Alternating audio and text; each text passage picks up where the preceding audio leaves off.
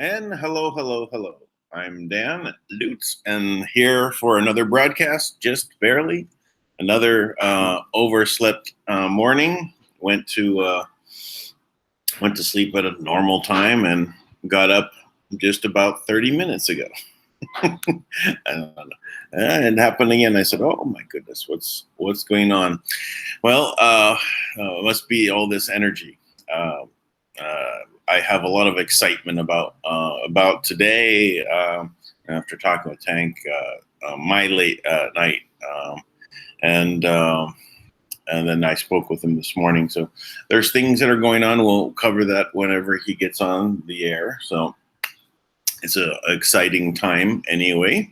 And I've been catching up again with the QAnon, and the focus has been out on Julian Assange and what the way it's being spun from let's just say the mainstream media and what's going on, as well as what's going on with let's say the QAnon side and the Anons that have been following this story and really seeing beyond, so on the mainstream side, Julian Assange is a Russian agent, right? Again, Russian collusion, right? Because he basically hacked for the Russians. Now, they're coming right out and saying this now because they need to grab on to something. Now, really, they look ridiculous, right? Anyone that's really following along with the story, even people that really didn't know too much about Julian Assange and WikiLeaks, or they kind of have a general feeling that that he is not a bad guy. And when I was watching Fox yesterday, and they had this group of, they bring in a group of people, right? And nobody there raised their hands. Anyone that's here for Julian Assange? No, not one. And this is the controlled opposition. This is trying to shape people's minds as to what's going on with Julian Assange, make him look like a bad guy. And I've heard people that will say, well, he's a despicable character, all this kind of stuff, which people that I would listen to on Fox and think, is a decent reporting, right? Middle of the road. But when they basically start coming out with this script saying that he's against America, he's against us, and he's against the deep state. His focus and the hackers out there have been against the deep state. Yes, America has a very big portion of that deep state in regards to the armed forces, in regards to Washington, D.C. So is he against that? Yes, he definitely is. And that was his focus. He had brought out the information, the same information, that was going, that got Seth Rich dead, right, was stuff on the DNC servers. And this is something that is the reason for them to go after him so hard. So, and even if you go back 7 years ago when this happened, so that was the other thing. I said, how long ago was it when Julian Assange was now squirreled away into the Ecuadorian embassy, right, in London, and he's been stuck there ever since. And also, I was wondering when they took him, out of the embassy. Just a little side note. They were all these guys around him, and I said, was he like really weak? Was he sick? But when you saw his face, and it's not sick. It's because he couldn't touch the ground. Because feet could not land on the British soil. So inside the embassy, he's in Ecuador. That's the rules, right? If you're in an embassy, you're in the nation. You're on sovereign territory of the other nation. So that's why, the English could not go into the embassy without like invading Ecuador.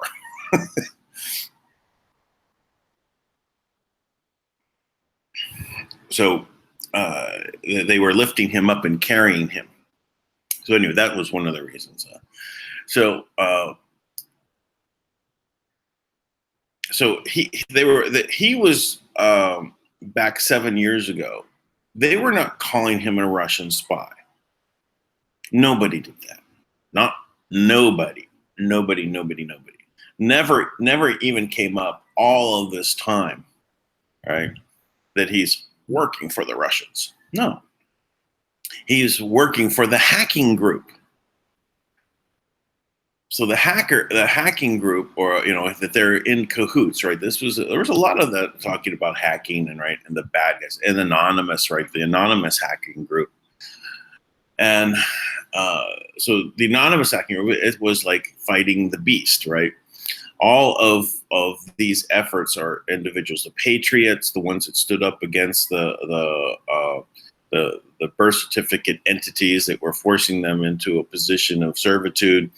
All these people have been trying to find their way to fight the system, the beast, this deep state, cabal, slavery system. But there was not one place to look, right? Everyone was saying, well, I'm attacking over here. I'm attacking over there. So they were all taking their positions, So did Julian Assange ever hack anything? Probably.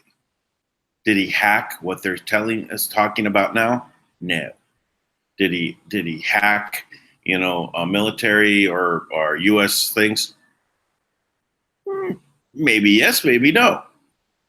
But he had long since left that behind, right? And became a reporter about things, right? And he was bringing stories from the people who stole the information out. That was his role. So he was not the hacker, right? And as any journalist that basically receives information from, let's say, a mobster and publishes it, he can't be held responsible for what the mobster did. Even if he was a former mobster, went to prison, was in the gang, came out, and then became a reporter about the mob, he can't be held responsible for what the mobsters are doing just because he's reporting on it. So the case for Julian Assange is really that he is a reporter that knew people, that got information that was very troublesome to the people in power. And that's why they went after him so hard.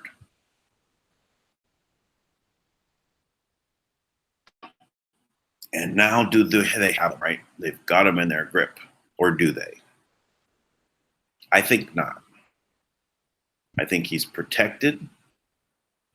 I think the way he was picked up and taken out, there's no controversy. There was no heads up. There was no mainstream media out there recording it, grabbing it, doing everything that they could to basically make him look bad. It's all come out afterwards, where they bring out a group of 100 people in a room in Fox and ask them, So anyone here think Julian Assange is a good guy? No? Is he a bad guy? Yeah. That is manipulation. That is mind control. So critical thinking is where any of this can be discovered, right? You just have to look back. You have to expand your attention span.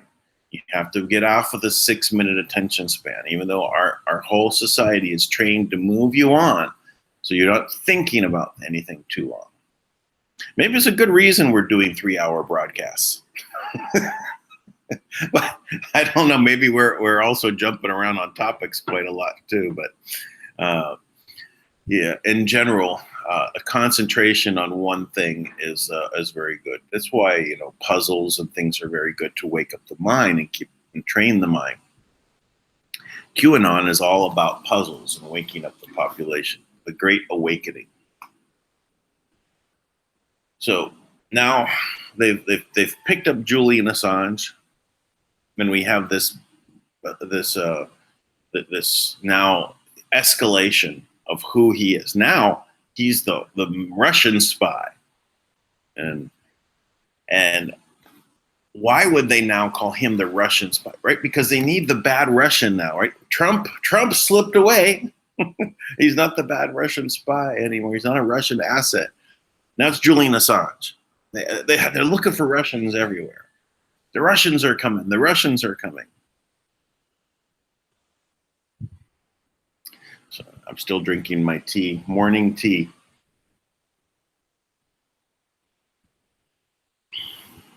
Also, if you see me drinking in kind of a beer glass, it looks like beer.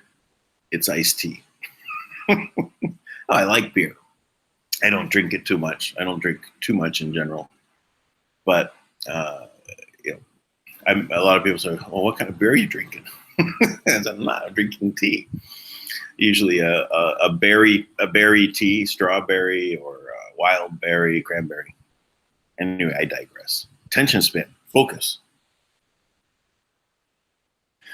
All right, so now we have Julian Assange being focused on as the Russian asset. But what is really happening here?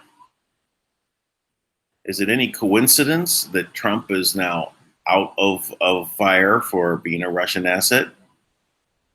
That Barr is now saying that there was spying on the Trump campaign before and after he was elected? And then the Democrats are freaking out. So there's Republicans freaking out too. There's definitely a group there, right? So this is where we're at with our new attack offensive, and Julian Assange is now being brought up. I'll just join this, and Julian Assange is now being brought in as a weapon. I went over this yesterday. He is literally a nuclear bomb. We're in the QAnon that they often refer to booms. Boom, boom, boom. 3 booms, or boom, boom, boom, boom. 5 booms. What are those for? Boom. These booms are set, to go off at certain times, and this is one of them. Julian Assange giving a thumbs up. Good mood for being picked up out of the embassy. Maybe he's just excited to get out of there, right? Been in there 7 years. Grew a big beard. I mean, that's hard to do. Very impressive. Yeah, I'm just having to stay in one building for 7 years. I mean, he is a hacker previous life, right? So maybe that's not out of character. Yeah, I'm sure it's not. They get locked down into just coding, right? If you know any real coders, they go in for deep dives. They're gone for months, right? Yeah. Well, we thought you're dead. What happened to you? I was just coding. Mother will throw down hot pockets into the den, keep the fuel going. Hot pockets. Yeah. Throw it Here's down to the den. rolls of Mountain Dew down the stairs to the cellar. Right. Oh man. Mountain Dew and hot pockets. Yeah, I used to do a lot of Mountain Dew and hot pockets. That was like the diet of the early '90s, right? Yeah, and the only thing that got me off of Mountain Dew in the very beginning was Jolt Cola. Oh my gosh, Jolt was awful. Yeah, But serious. It was. I think it was like twice the amount of caffeine as Mountain Dew. Now, Mountain Dew was the highest amount of caffeine you could get, other than taking a pill. Yeah. We used to do Mountain Dew and iced animal crackers was like our go-to. Like all night. We were kids. Yeah. That was a go-to. But I never did. I'm sorry. When I was very young, I did some of the diet colas. Trying to lose weight, so on. And then I realized that something was definitely not right with it, so I stopped altogether. Just a couple of years of great, diet, probably Diet Coke and then Diet Mountain Dew. But at that time, there was just something wrong. I just stayed away. I also got rid of the fluoride all about the same time. And it wasn't because I was following some, book or, it was just that I felt that it wasn't right. There's something wrong with it. Yeah. No, it always tasted off to me too. Like, you're not supposed to have that weird, poison aftertaste after you drink something, I don't think. Yeah. Yeah. And that's it. What is that? You got to get used to that. Yeah. Is that arsenic? Like, what is that? I said, hey, listen, there's no problem with arsenic. Arsenic is a good thing. Yeah. It's actually good point. It would help cancer. Eat 40 apple seeds a day, just seed, and you'll get rid of colon cancer. And masticate the seeds, as Dan has said. Which, by the way, I have been doing that every day since you said that. I mean, and I would always eat an apple a day, actually, but now I always avoided the seeds. I didn't realize that. That's now I eat the cores of the apple. Yeah. I eat the apple cores. I eat the apple, and then I say, okay, I get it down to like the core, and I pop the whole thing in, and okay, here's the medicine for the day. So there's a little bit of arsenic. A little bit of arsenic.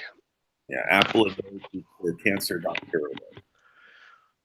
Okay. So anyway, I was leading in here with Julian Assange, and I'll just like get around to the point that the mainstream media has now come in full force against him. I don't know if you've been paying attention to it, but even Fox, you want to swing them in as controlled opposition is what I saw. And it was unbelievable for them to gather a group of like 100 people in a room, and then start asking them questions. And the first thing was, who here, believes Julian Assange is a good guy, right? Nobody, right? And this big, you want to talk about starting to label him as the next, Russian asset, Russian spy. They're full force now crucifying Julian Assange. Now, this never happened 7 years ago or 5 years ago or 2. No one ever said that he was working for the Russians. All of a sudden now, they don't have Trump. They need a new Russian asset to go after. Full power on Julian, right? So if you want to know that Fox is controlled opposition, you just got to watch everything. Go to YouTube and watch everything that they did yesterday, and just keep this in mind. This is controlled opposition. They flipped the switch on that so quick. And now I think he's a big weapon. He's coming in out from the dark of night, and he's going to land right on the deep state, because he is going to be able to testify we're not even going to get to court, but he'll bring this information in to the Justice Department and give context the reason why Seth Rich is now dead, and point out to why Seth Rich, had this thumb drive that took away the data. It was not a Russian hack on the DNC. That never occurred. That's proven. They can tell it was attacked from an internet-related attack, or if it was within a local environment, and it was a local environment that did it. Someone downloaded the stuff onto a thumb drive and walked out with it, and that was Seth Rich. That's right. So what we're looking at is now this information that opens the door to Uranium One, Clinton Foundation, and who knows what else. There's some clues that were dropped that it would be too much to get into where that might lead us, because I want to go and dig a little bit, do some anon digging, and see what I can find out, because it looks like there may be a couple other clues as to what else is going to be coming out of this that is having to do with, let's just say, child eating. Yeah, let's just say that. Let's just say that. Let's say that's where this may lead to, and open the door to that realm. Now, just as a note, why I said that as opposed to the other word, it's an experiment to see if they're going to demonetize this video. They've demonetized, half the videos I put up. And actually, I was watching Red Pill 78. He is what I call one of the new news broadcasters. As a new news broadcaster, he's reading the news to people and making comments along the way. Very effective. He just got over 100,000 subscribers, and YouTube sent him a plaque. But he came on yesterday, and he was saying that he is demonetized in other ways, even though his videos are not being labeled as demonetized. That his monetization number is not going up. I mean, the amount of money he's making has stopped growing. So he says he has been effectively turned off. They're not going to give him any money. It's very obvious. And that's what I was saying is happening to me. This is something that is not happening. He said, I'm so thankful for my sponsors, the ones that are donating to him, and also the flashlight company, right? And for those people that are giving him advertising revenue. So this is where it's come down to. They've turned off the money. You can pretend that you're going to be getting money from YouTube. It's what it seems like I've been doing for the last, how many episodes we've done this now when we broadcast? I don't know. We're getting close 40, to 40 something. No, we're over 40. Oh, we're over 40. Yep.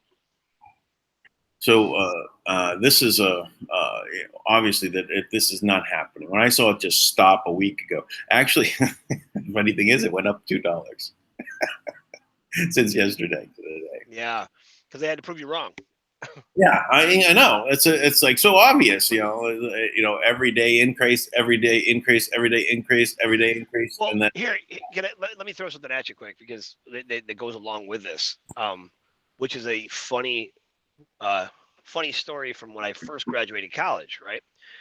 So when I first graduated college, I took a position as a manager for a gym, right? And this gym was owned by these 5 investors who were all cabal, but I didn't know that at the time because I didn't know what the cabal was, right? And so my direct boss though was like, on my side, and so they were trying to graft him into this kind of secret society of evil gentlemen, right? And So the secret society of evil gentlemen. Yeah, right. So there was actually there was a couple of things like that, like the extraordinary gentleman, like things like that. Yeah, Like I know. yeah, all that stuff is talking about the cabal. But I mean, not that they're extraordinary, but anyways, so fascinating little thing, right? There's this. Oh, I no, I sent you think this they're quote. extra. I think they're extraordinary. Right. That's the comic book you're talking about, the League of Extraordinary, No, Extraordinary. you didn't catch what I was saying. They were Oh, extraordinary. extraordinary. Yeah, absolutely. Yep, absolutely. But okay, so this so this was like my first real experience in hindsight with the cabal, right? So they're at this meeting and they were going through how they were going to make their money, right? And I was their like leading sales person at the time, right? Selling the most memberships and expanding and whatever. And they would constantly, we're gonna do this, we're gonna do that, right? But my commission would never change. It would always be, my paycheck was always the same. So at this meeting, they put me in a category and everyone else. They said, look, someone like Stefan, he just needs to make this much money. So we'll just every time just make sure he gets a check for that much money and he'll shut that blank up, right? And and that's what they said to me. And they did that with everyone. They just decided what our value was, right? And what we'd be quiet about. And that was how they decided our worth. And that was just a common practice. So what they do is they decide what you're worth, how far you'll go and how far will you play the game, right? So, and I've been saying this with the alternative media. Why isn't anyone else in the alternative media, except for us, Thomas? I think there's one other source now who's, low key like that, talking about Kim. Every single thing they're doing ties back to Kim and ties back to Man World Holding Trust, but they're not talking about it. Even when on these other shows, which by the way, I got the name for who the character was who came on that show, the Torek show, who was the M1. I have the name for that person who it really is, who is the same guy who called up the guy who runs the Speak Project, Gunner, right? And he and Dave Schmidt threatened his life. Now they didn't say they were threatening his life, but they threatened him. They threatened him about because we posted pictures of the Sun Tzu Circle and the entire plan of the cabal. And so he Really? tried to scare. He tried to scare Gunner. So they called up and threatened us. He said, you don't want to put that, he threatened Gunner, like, you don't want to put that up there because you know what's going to happen. These people get mad and try to say things like that. Right. Because that's who we worked with, by the way. So for anybody who's following the M&M circus there, uh, that individual who came on, I do have his name. I'm not going to say it here, but actually I might, but I have to check it in a second. But I know that him and Dave Schmidt called up the Speak Project, who they're all trying to ignore because we posted the real plan because that is the actual plan. Can we get the big scan of that, a really good scan of that, so we can zoom in and really analyze what it says? I will try. I've the fact that we have the picture of it at all is pretty amazing. I've actually gone through that whole scan and I've gone through every letter to outline it to make sure that you could see it. I just haven't I haven't finished it. There's like a couple pieces I haven't finished yet. Okay. When I finish it, though, I'll post it so you can see it. All right. But Awesome. and my point is that they make a decision about what you're worth, right? So if you've ever had someone, assign you a value, you can appreciate how degrading that is, right? And Well, that's what they've done. That's what they did to so us. even in the very beginning, when you have that birth certificate, right, and it Right. goes in and they create an account for you in the U.S. Treasury, and for your corporation, right, this entity, this trust that is created for you, they assign a value at that time. It is a Right. base value. When they actually trade that, that birth certificate entity, and they do it within these companies, they move the chattel paper around. If you are very active, that I found out that my QSIP number would actually generate how much has been traded against me. I had 220 some thousand entities trading trades on me, which a lot of people have only 20,000, something like that. So because I was very active business, I created paper, and that paper means that value is higher. So they're still deciding what my value is, right? And that's a very big problem because I'm priceless, right? Every human is priceless. Actually, I'm building graphics for a video, literally, and I have a gold statue of a woman and a beautiful woman. I say, what's more valuable? Exactly. Right? Not even comparable. Here's a golden Buddha statue, and here is an old man Buddhist sitting in the same position, cross-legged position. Which one is more valuable? This old man or this solid gold statue of a Buddhist? Because we have this impression, and I've asked people, if you have a solid gold statue of you sitting right next to you, which is more valuable? And people will talk to, and they'll say the gold statue. Now, some people catch what I'm doing, and they'll say, "Oh, it's me." But a lot more, the majority of people will say it's the gold statue has more value than they do. And this is the training. This is why our price, has been put. There's a difference between price and value as well. Prices, on gold changes every day, but does the value of gold ever change? No. Gold is gold. It has value. It's an intangible thing. A price is something that we give something. Right. Anyway, so let me do one. And part of that reason, the gold cannot produce value, whereas a human being can produce a million different things. Yeah, we can all of them will create perpetual value. Right? Here's a $1 trillion invention. I just made another $1 trillion invention. I can create. I'm priceless. I have value. So this is the concept of re-educating people that people have to get across. Now there are certain things that do have prices, and actually, kind of one of the things I was leading into here is that I wanted to basically, when I talked about Red Pill 78 and him not being able to be monetized by YouTube, they're literally just shut off the spigot. I'm going to ask for sponsors.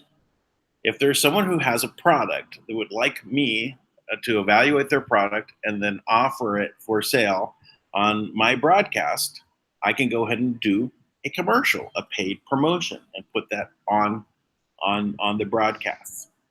So if someone is interested in that, please contact me. My contact information is below, because I do need to generate a cash in order to do broadcasts. So this is one way to do it. So I can put a price on me doing on inserting an ad on there. So that's a price. But the show itself is priceless. That's right. Priceless. Yeah. Little poetic license there, but yeah, because I could sell off the show, but it would be at a very high price. That's right. That's right. But in essence, the people are priceless. We have a value that is eternal, everlasting, and we can create, and we can even renew our whole body in a thought, right? But we're not all at that Neo level, or the Buddhists in the Tibet, that's able to levitate rocks by just making tones. So anyway, so that was kind of what I wanted to kind of chat about, is finding a sponsor to come on here and I could do advertisement for them. So please contact me about that.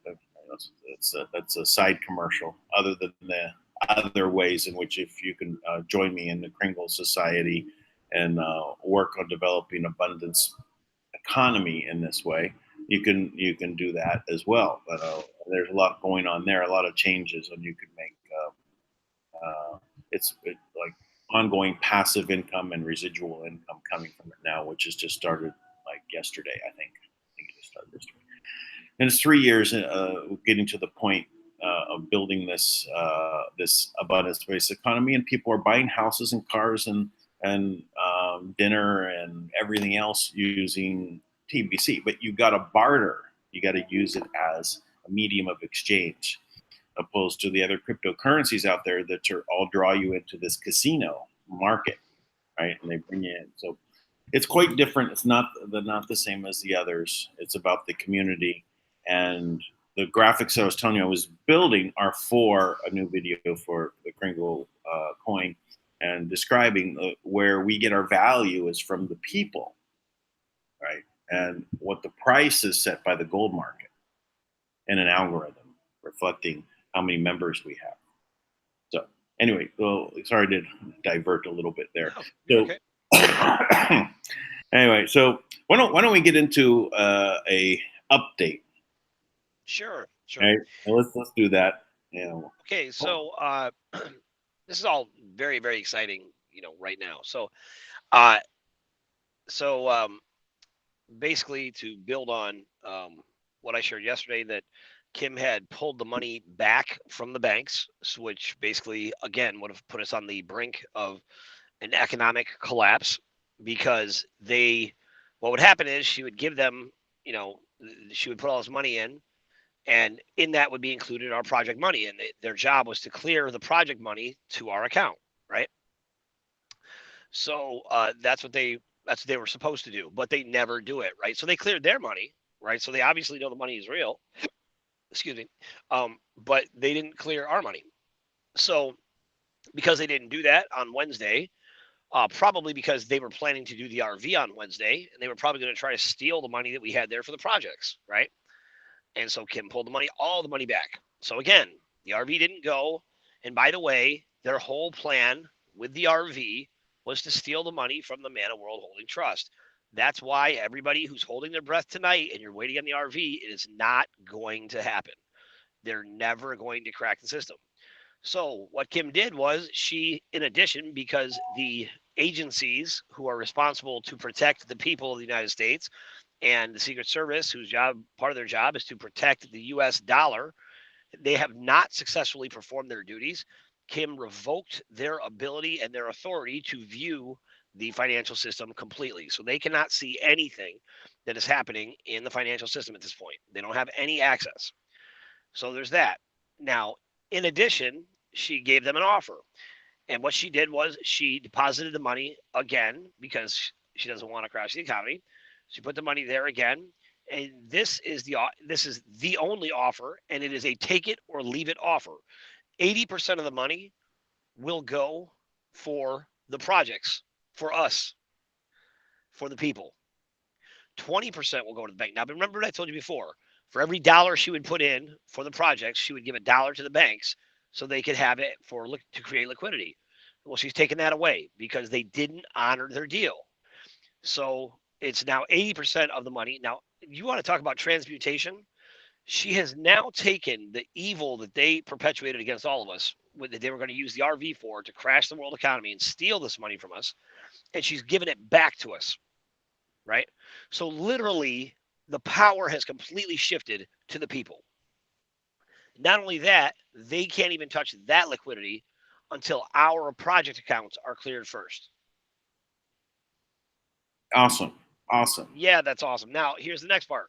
She's also in the process of completely bypassing that anyways, bypassing, any, stop through the Federal Reserve at all, to have things land directly in our accounts, even now as we speak. And she's just about ready to go to do that again. And in the meantime, the quote unquote RV people, which could be any one of, everybody, right?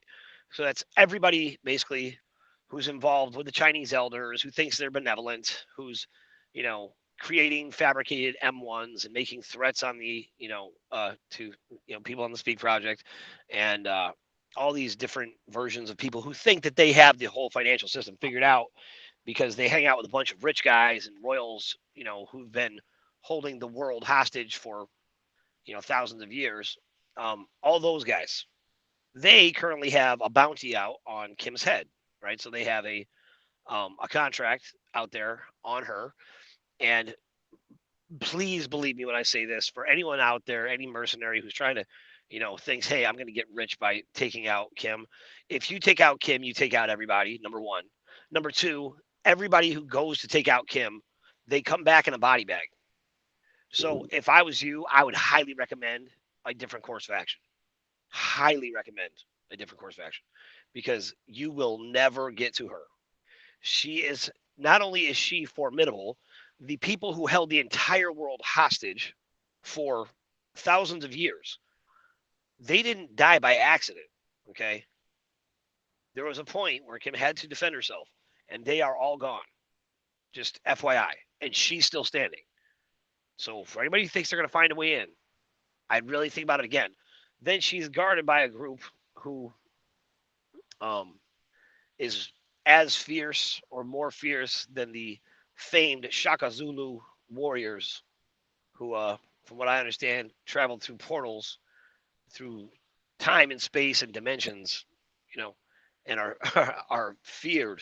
And she is protected by a group like that. Not to mention some other characters that are there that have technology that makes you know well, one thing I know it turned Dick Cheney's house into dust overnight, in about 2 seconds. His house that was up there on that land. So I would say that is the wrong course of action. Um, and but there's just all types of nonsense happening in every direction, with various, they're just melting down, trying to, what do we do? How do we break this up? How do we kill her? How do we stop this? Right? If you continue to, you just take a deep breath. All of you crazed lunatic, you know, child eating cabal members, all of the deep state, all of the, the people being blackmailed in the government, all the people being blackmailed in corporations, all of you take a deep breath. You're not going to win this. It's okay. Let it go. You would be better to be the one who tells on everybody else. Be the snake, be the narc, and come out and say, look, here's what they're doing, right? And get away from them. Get away from them. I was warned by I did receive a warning that there was some ways they were trying to set Kim up through some kind of portal on the dark net, and that had to do with the people that we would think are on our sides, from what I understand. So that's not good either. So we know everything that you think you're keeping a secret, and you have your diabolical plan. I know you think it's clever. It's not clever. It's the same thing you guys always do, and it's so transparent. I mean, to anyone who's really involved. So pull back, join the join the rebellion or whatever. like join the good guys. You know. So that's the State of the Union. So but regardless, when I have this my logo, you can see on the screen because I'm talking that I built this for the Where We Go but it looks like a Q, but it's actually the Star Wars Rebellion that's been modified into a Q type shape. Yeah, that's cool. So yeah, join the rebellion. Yeah. So yeah, please stop what you're doing if you're a mercenary wants to try and take out Kim. Don't do it. Join the rebellion. Flip sides. And Yeah. what is their reward? They actually get to the accounts that your side that you've been on doesn't really let you have access to, right? They allow access when you want to buy something. They give you the amount of money, but you have so much in your account. But can you actually move it? Can you actually do anything with it as you want? No, they allow you to have it when they want. Exactly. And look, this is what it really comes down to. You can be free. You can be free, and you can go out and you can create value out of your life. Now that's amazing, right? That's the right of being human, that you get to go out and you get to do things that enhance your value, right? That's the real revaluation. Revalue yourself, right? Go out and make yourself the person you've always wanted to be, right? Now that applies to everybody, but right now we're kind of appealing to, the various mercenaries and various, you know, military and government and all these guys who I don't think are necessarily bad guys, but they're trying to pay the bills. You know, at the end of the day, how long are you going to pay the bills for? I mean, how long before they start, eliminating all of humanity? You know, because that's the plan, right? That's Well, the they're plan. just useless eaters. They're just the zombies roaming the plains, and you just got to chop their heads off. So another zombie film a series that they started was Black Sunday. Little series, and again, now these zombies were these fast zombies. They're literally just like people against people, except these people, they just have some makeup and make their eyes glow a little bit, and some veins that go like this. But besides that, they can run at full speed. They don't get tired. They just keep going right after you, and you can shoot them a million times, they still keep coming. Anyway, so they're just training. Now they're just like other people you got to kill, right? Because they're looking to eat. Right. And I mean, and there's a bunch. I mean, like iZombie, the show, which I mean, I loved the show. I watched it. I binge watched the whole thing, but it was, I mean, it's fascinating but I did know what they were doing. They were trying to humanize what it means to be a zombie and protect the zombies, and they kind of mapped out. And they even had a guillotine in this, right? If the zombies misbehaved, they'd kill them with a guillotine, right? So I recognized the signature, right? That's their signature move that I know. Like this is part of what they're doing. And not only that, but it took place. The first zombie city in the show was up in Seattle. Well, coincidentally, I happen to know that up in Seattle, they had warned certain people that they were going to very soon they were going to take everybody, and they were going to put them in the stadiums, right? The way they did down during Hurricane Katrina, they put everybody in the Thunderdome just to test them out, right? Because they drug them so much easier, the Thunderdome, right? Just pump things through the air conditioning, make everybody turn on each other. Same thing they want to do up there, right? They're going to tell everybody, oh, there's a SARS outbreak, right? And then they were going to Yeah, put and then everybody. the FEMA guidelines bring everyone to a stadium. I think it's a Yeah, really bad idea to go to a stadium with all these people. It's doesn't seem like it's going to be the solution, right? They want to gather people together for control. it's quarantine, right? They want to quarantine everybody. So you know, that's why I say if you hear there's exchanges going on, run for the hills. We've lost. Okay. If you hear about, the RV going off in mass. Now, don't get me wrong.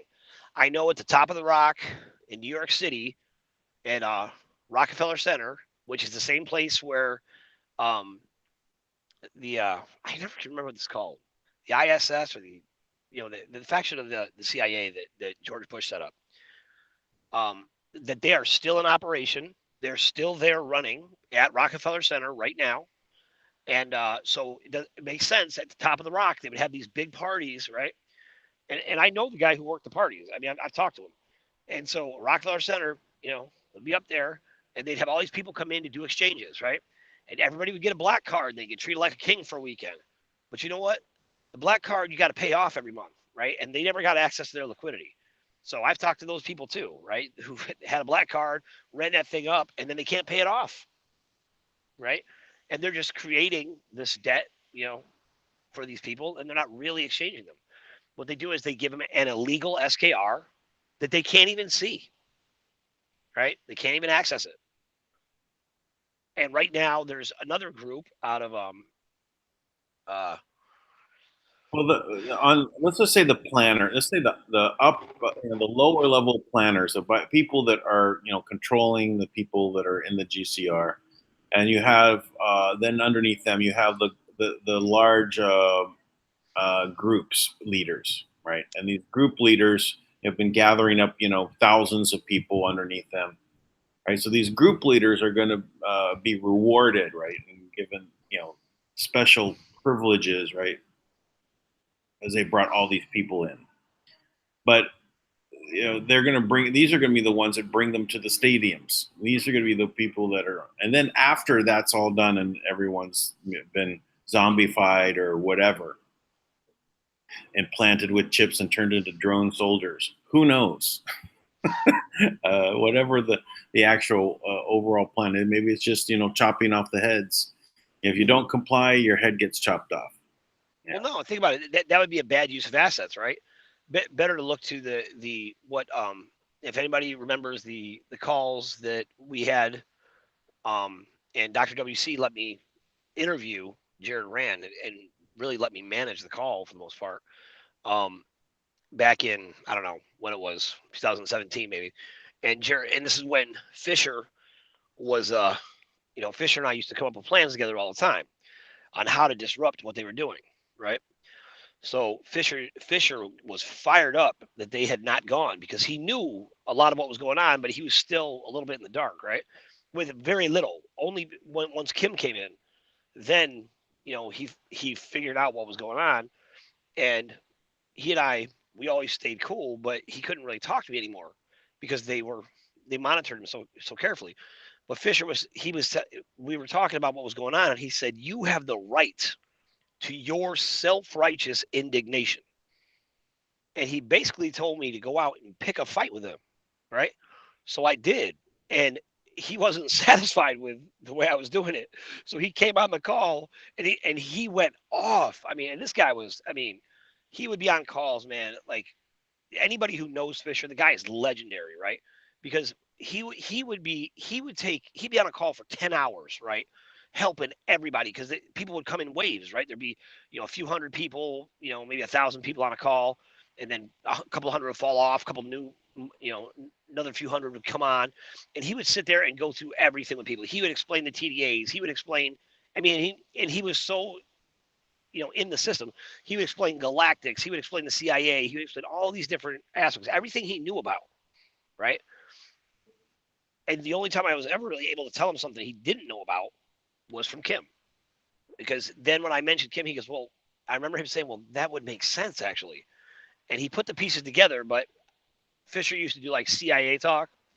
So CIA talk sounds like this. You'll be on the phone call, and while we're on the call, see, we both got to be in the know, because if we're both not in the know, no one listening to the call would know what's going on, because what you're going to do is I'm going to ask a question, and you're going to give me 3 answers, right? And in one of those answers, I have to know which one is the truth, right? And that's how every phone call would be with him. But the point is that Jared Rand, right? He would come on and he would talk about the meritocracy, right? Now, the meritocracy is just another plan to put the power into these non-bloodline elites, right? Who they want to be in control. And so what they gave merit to was intelligence, right? And then they would have other things that they would, lower level stuff like, your contribution to humanity, and which all you'd think are all good things. But who decides who has merit? Well, whoever decides that becomes the, the highest officials on the planet. Now, what he would talk about is how the planet is overpopulated, right? And really, we shouldn't be above 5 billion people on the planet. It's too many people, or 2 billion, right? He said, really, we should be colonizing other planets, is what he said, right? He said, so there'll be ships that will take you out to other planets. Now, I can't confirm this, but I'm telling you, I fervently believe that what they would have done was their plan was to enslave us and trade us throughout the galaxy, right? They would have taken us, and they would have got. It would have been like How to Serve Man. We would have got on these, these crafts. They would have put us there, and they would have taken us somewhere and made us, put some spell on us to knock us out and sold us. Because that would have been a better use of the asset than just that. That would have been the harvest they talk about. So I get it. So that's more along the lines of the Jupiter ascending, Yep. this harvesting the planet, harvesting the people. But in this case, the people would be used for slavery around the world. I mean, around the galaxy. Well, right, and they did test this. They have these underground cities, right? The Ruiner talks about this. How they have these underground cities that are just like you wouldn't even know that you were underground. They create light just like you're above ground, right? And he was describing one how they would take a city and fill it full of zombies, right? Clones that they would make zombies, and then they would have people go in. They'd suck the soul out of one body, right? Like out of your body. They'd suck you out of your body and put you in a clone so you could go test it out to see what it would feel like, right? And you'd go fight zombies, right? Oh, okay. Then now that's what they would do, but in his case, what he described is that they put him in there in his real body to try to survive with all these zombies. But you can see how if they did that, they'd be harvesting all this fear, right? They would take that and like if you had a zombie apocalypse on the planet, imagine the world you'd live in. It would just be a constant state of fear because you don't want to catch the zombie virus, right? And they portray it all the time in movies, and I think for the most part it's pretty accurate as to what would happen if you had a disease like that existed. Yeah, and I know, like in Florida, there was this outbreak, and they were calling it like a zombie like disease. You craved flesh. You ended up eating people, right? And I think they were talking about bath salts or something like that. Smoking bath salts, if I remember correct, or something like that. It was this thing that was going around. Well, okay, so I'll give you a little for anybody who thinks that's insane, right? So there's a story about this guy, and I can't remember his name, but he survived on a boat for like floating in the ocean for like 2 months, right? And what he did is he learned how to fish. So he would grab these. I mean, he found a way to just grab the fish out of the water somehow, right? And to survive. And what would happen is he found himself his natural craving. Because you're eating raw fish, you think, oh my gosh, it'd be terrible. But he found himself craving the eyeballs, right, of the fish. Now, the reason why he craved the eyeballs is because the eyeballs had fresh water in them, and he was so he was thirsty. So when your body naturally needs something to survive, what'll happen is your body will crave it, right? So that's how they've tricked us with these foods. They've cut off our natural cravings. That's why it's so hard for us to eat normal. I mean, for more, so many of us to eat normal, healthy food. I've got a story. Okay. It's about my first tuna fishing trip. Okay. So when you this is on a big boat, right? It's I think this is an overnight boat. You basically go out into the ocean overnight with a bunch of guys, and I mean we're talking it could be 20 to 100 guys on a boat, right? Going out to go tuna fishing. And you pay for and then wherever you catch, it's yours, right? So my very first time. Now, in doing this, everyone was telling me, "Well, it's your first trip. You sure? Yeah." And so there was an in thing to do, right? Is you have to eat the heart of your first catch of tuna, right? Okay. And everyone was telling me this, right? So this is the rite of passage. Okay, all right. So anyway, I catch my first fish. Right, it was a half an hour bringing this guy 42-pound tuna, huge, right, huge tuna. Bring it in. Everyone's going, yeah, cheering me on, right? And then I said, okay, you're gonna eat the heart. He said, yeah, I'm in. I'll do the rite of passage, right? So the first mate, and this was how fast he did this was so amazing to me. But he pulled out this knife and he went trish, trish, trish, and he pulled out the heart. I think took him like 10 seconds to pull the heart out of it. He handing it over like this, it's holding out, and I'm looking at it, and it's beating, right? And the whole boat is saying, "Do it, do it, do it."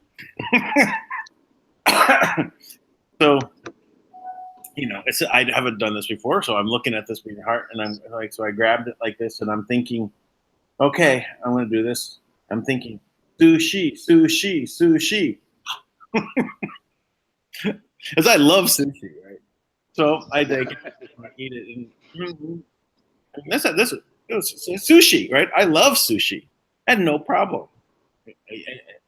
So then this other guy runs over, right? And he says, "Here, guy, here." He passes me a Budweiser. He said, "Here, wash it down with this Budweiser." And I go, "The heart is way better than the Budweiser."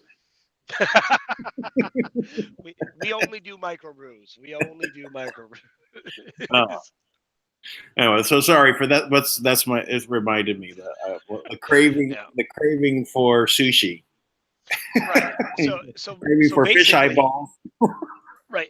So my point is that you could conceive, right, that the human body will crave things that are not natural based on, the need it has, right? So we'll crave things that we don't need.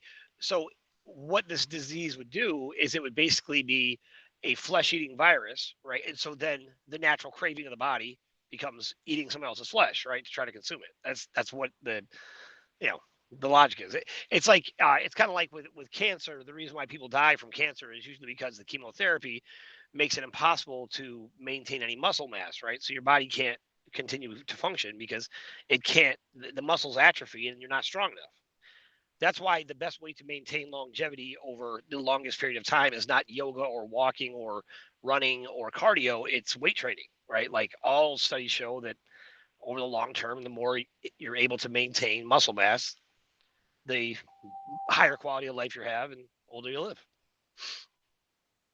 So I need to get to some weight training. I'm good on my legs and as I'm walking up this mountain, right? So I've got my legs are strong, but I noticed that my arms are getting weaker, right? Because I haven't been I haven't been trying to build up any muscles in my upper body. So well, I mean, 70% of your muscles in your legs, so better to have. And I said weight training, but really resistance training. Any kind of resistance training is the best thing for you to do. So I don't mind. I don't want to. No, I don't want to. Resistance training. We're doing it right now. It's happening. Resisting. I'm resisting. Resistance. Training it up. Good job. All right. So I said all that to say. Let's swing this back around a little bit to So now the new deal, right, from Kim to them is now 80% for the people, 20% for them. So now they're like bummed out, right, because they don't get 50%, 50-50 right now. They've lost 30%. Mm-hmm. So what is the next step? Well, the next step on top of that is that Kim is going to bypass even that, right? Because you can't trust them to do anything. The 20% to go to the banks is just because the people, even that is really for the people, right? Because paychecks would be bouncing and, basic transfers, like you were describing a $100 transfer that got taken from you, right? And we speculated that potentially it's because you're doing a show with me, which they've literally done this to every person I know, every part of my family. They've closed bank accounts. They've blocked Western Union transfers. Any type of thing you can think of, they've interfered with. Yeah. So that wouldn't be a surprise to me. But I don't think that's what it was. I think what it was is they can't honor basic transfers because they have no money, right? They're negative liquidity. So what can you do? There's no money there, right? And money is not coming in fast enough from anything they're doing to make money, right? Well, they've already squeezed all the money out of the system, right? So the people in people's hands, what they have is already not enough for them. So that means very much little will go into the banks, right? Yeah. So let's break this down. So here's how the system worked, right? You take assets, and the assets are placed into the asset redemption program. You get in return an allocation of currency. That currency is weighed against the asset. Now, if that currency is put into the economy and it circulates, it should create more value, right? That's why you need a production line. You need something that is producing more value. That's why just throwing money out into the wilderness, and just saying go nuts it doesn't create more value, right? Because for the most part, what we've done is we've thought, I'm going to put, a gazillion dollars, in this like RV mentality, right? I'm going to put, $40 trillion in a savings account or some kind of whatever, trade platform or, where we think we're just going to make more and more and more and more. Now, I know that appears to be an abundance mentality, but it's not. See, what real abundance mentality is to realize that you are the progenerator. You're the generator of value. You are. Yeah. Now, because you're the generator of value, the higher value you put on yourself, the more valuable the work you do is, because you're constantly producing things of higher value and you know it's valuable. And because you know it's valuable, it produces more value, right? And that could be inventions, ideas, artwork, furniture. It doesn't matter. It's that you are the source generating value. So that's the way the system's supposed to work. But what they did was they took the assets and they put it in the system, and now there's less assets, right? And they take the money and they go out and they burn through it, right? And they spend it on whatever. Then they burn the currency eventually, right? They just get rid of it. It just cycles out. But the asset isn't placed back in, right? So the asset's now gone. That's how they did it. So this system was always right. So it's always designed to cannibalize itself. And the whole point was to lead up to 2012, 2017, in this world, right? And in this time, it was designed to run out in that time. And because there's no assets that are able to come back in, there's no value to even draw from.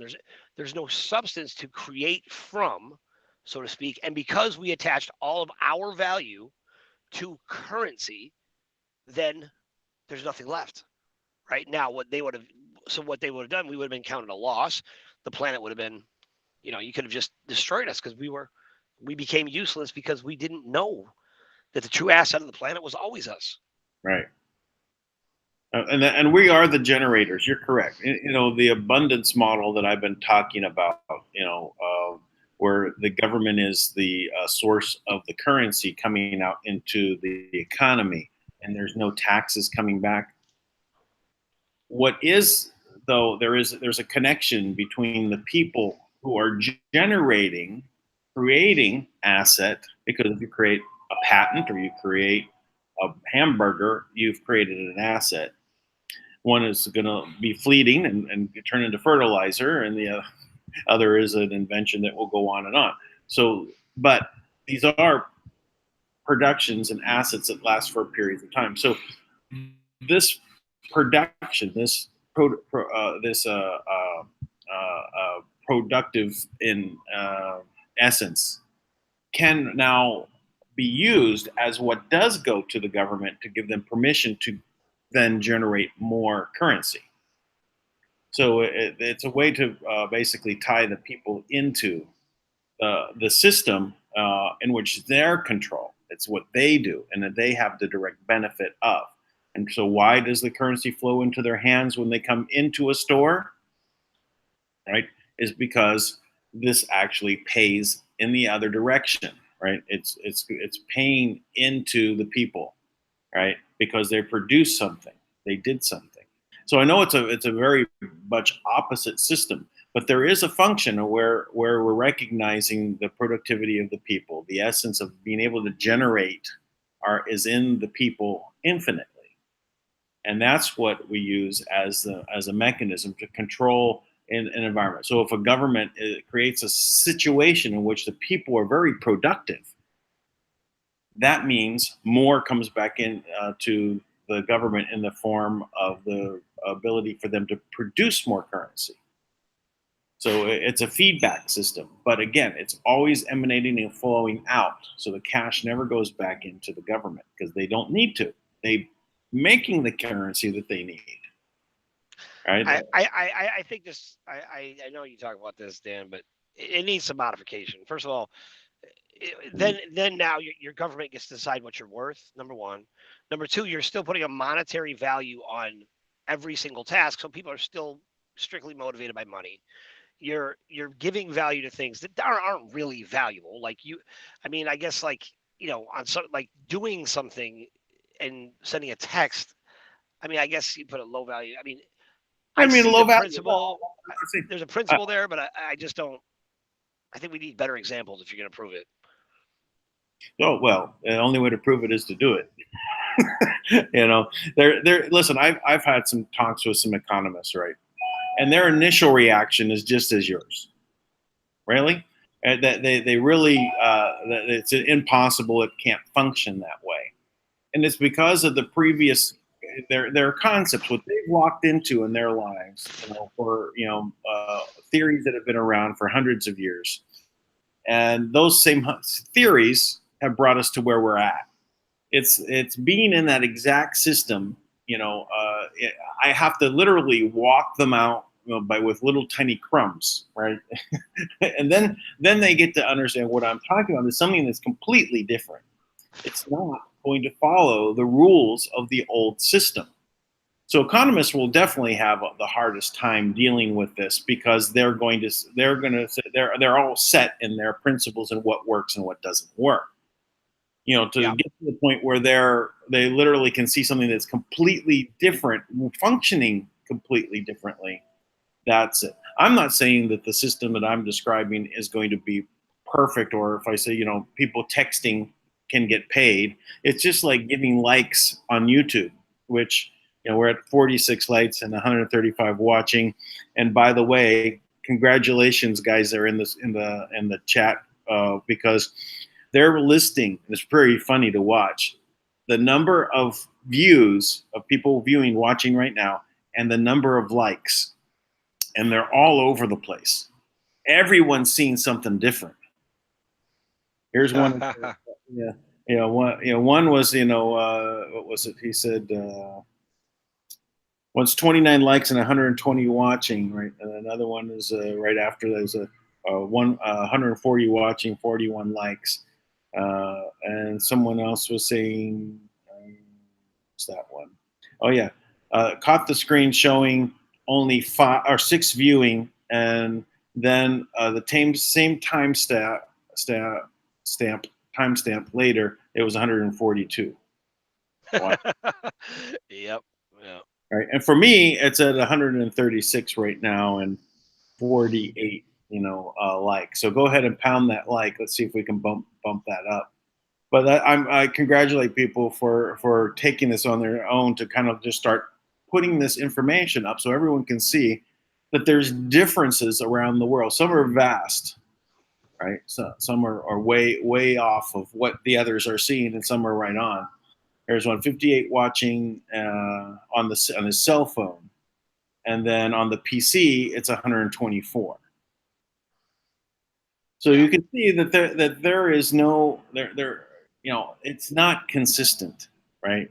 And it is it's almost as though that it's just some formula depending on where you're locked. Okay, I know that there was a lot of stuff and I thought maybe this might be the case. I'll put this out there, but I wasn't going to say anything. But I think it's okay. I've seen enough that it was geolocated numbers, right? That they have some kind of filter in different geolocations, right? And that's why some people will be seeing there's 500 or 600 or 800 people watching, because they're in one of these regions that has fallen out of their filters, right? And so they will be out of bounds on these databases, because these databases, there's more than one database, right? And they're all trying to update each other and things like that. Some of them haven't gotten the right filter attached to them, and that's why you'll actually see what's happening at that moment. Right. Because the filter.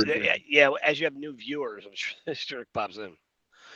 Yeah. So you know what? So to further enhance the value, and get your sponsor, let me throw something out there. So in the past month, I have talked to, well, I'll say the past 3 months, I have talked to various people from all over the world, all walks of life. But my favorite group is the inventors, the Imagineers, the innovators who understand the advancements of real science. And in this, and I'm just going to put this out there because, I talk about this all the time, that I don't believe we should try to turn our artists into accountants, right? Or our inventors for that matter, right? Right. So the reason why inventors are always trying to, real inventors, I mean, not somebody who had one invention, but people who, they do this all the time because they can't stop their mind from coming up with new ideas, right? Which I'm like that. Dan's like that. And a lot of you out there are like that, right? And there's nothing worse than to take someone like that, right? And, take a unicorn and try to tell them they're a horse, right? Like, you can't help it. That you're You mean my always hair is screaming. done? I can't see it. There's no mirror around. I can't see my horn. You told me it's gone? Right. So sorry, dude. I imagine telling the unicorn, yeah, you're not a unicorn. I'm sorry. You're a horse. You're a horse, right? So now to all you out there, I had an amazing conversation. Some of the people I've talked to over the past couple months, I've talked to people who, I've talked to, I don't know, put their names out, I guess, but talked to an individual who has a new, type of engine, combustible engine that will literally take the fuel, right, that you're burning, and it will give off fresh drinking water. The waste product will be water that is so clean you could drink it, and drinking, like, purified drinking water, and it creates carbon pellets, right, that you could literally put in the earth, and you could use it to fertilize everything. And it'll be perfectly healthy for the plants, for the trees, for everything, for the animals. And he has a combustible engine, and the engine will be more powerful than any current car engine in production, right? That Talk to him. Now, I talked to somebody who has the cure, and they have run 4,800 studies to prove they have the cure to AIDS. I've talked to multiple individuals who have cures, various cures to cancer. I've talked to an individual who has a methodology, and he has mastered it. And what he can do is he could take if you need a kidney transplant, he could take a kidney from anyone, anybody, living or dead, and he has a way to wash away the plasma, connect that in your body, right? Wash away all the DNA from the previous member, so it's just plasma, rather, and literally take that, put it in your body, inject it with stem cells, and make that function in your body with no scar tissue, which is one of the That's big reasons brilliant. why bodies reject. And it will literally assimilate to your body just as it is your own kidney. And that will literally, you could cure diabetes doing that. Type 1 diabetes, not even type 2, type 1 diabetes that way. I've talked to people with cures to diabetes. I've talked to people with, um, just I can't, people with atmospheric water generators that generate 100 times the best atmospheric water generator on the planet that I know of, and I know of a lot of them, right? Free energy devices.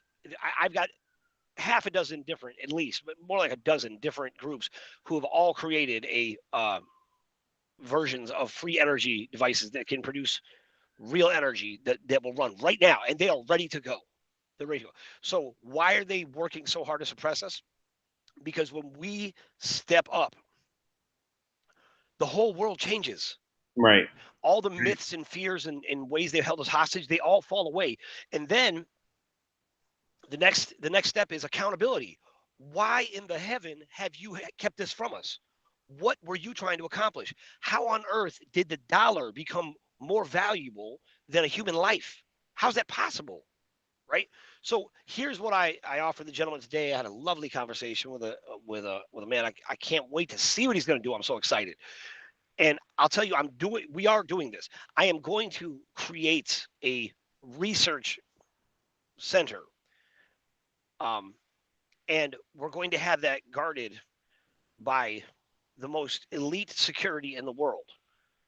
And in that research center, I'm going to create an environment where inventors, innovators, imagineers, writers, artists, whoever, not just one, by the way. I'm just telling you about one we're starting with, but we're going to put these up everywhere so that those people can be there and they can completely go into their work. And you know what? When they're done with their work, they own it. It's theirs.